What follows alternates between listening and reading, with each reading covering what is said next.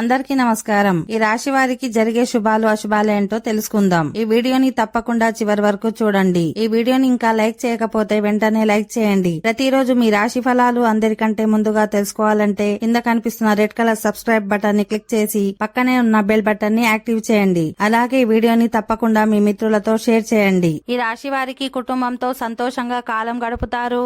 అన్ని విధాలుగా ఆలోచించి నిర్ణయాలు తీసుకుంటారు. ఆదాయం పెరుగుతుంది. ఉద్యోగ ప్రయత్నాలు ఫలిస్తాయి. సహోద్యోగులతో స్నేహంగా ఉంటూ పనులు నెరవేర్చుకుంటారు. ఖర్చులు పెరుగుతాయి. వ్యాపార విస్తరణ ప్రయత్నాలు ఫలిస్తాయి. పలుకుబడి పెరుగుతుంది.